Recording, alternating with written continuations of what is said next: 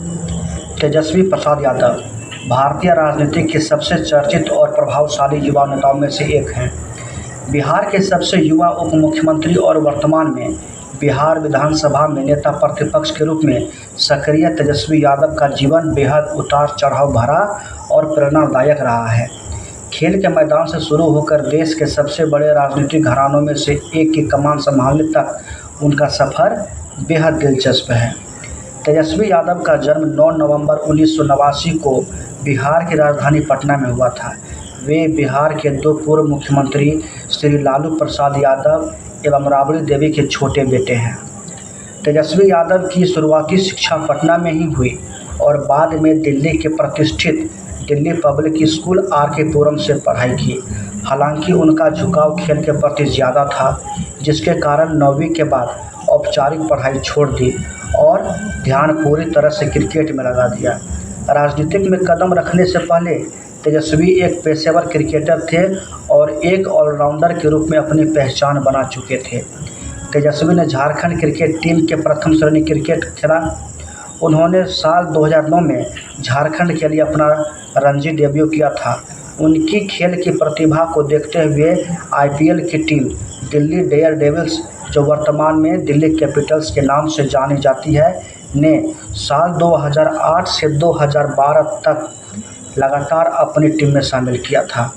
हालांकि उन्हें अंतिम एकादश में खेलने का मौका नहीं मिला, लेकिन इस अनुभव ने उन्हें राष्ट्रीय स्तर तक पहचान बनाने में मदद की।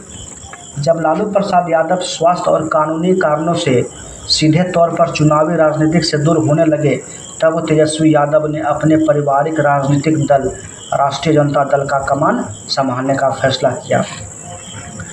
तेजस्वी ने साल 2015 के विधानसभा चुनाव में वैशाली जिले के राघोपुर सीट पर चुनाव लड़ा और भारी मतों से विजयी हुए।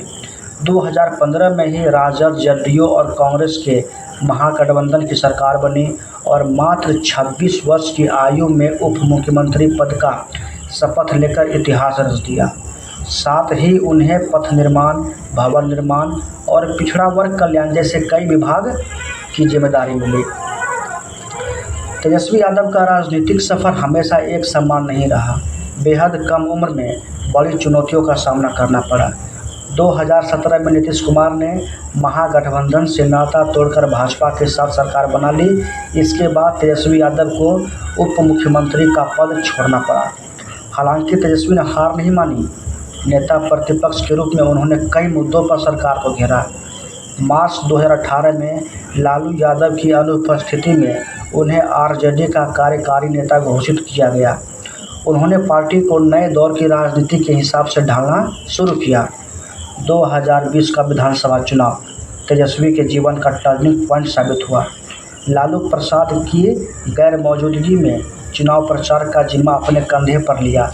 इस चुनाव में जातिगत समीकरण से ऊपर उठकर दवाई, पढ़ाई, लिखाई, कमाई और कार्रवाई का नारा दिया और 10 लाख सरकारी नौकरी का भी वादा किया।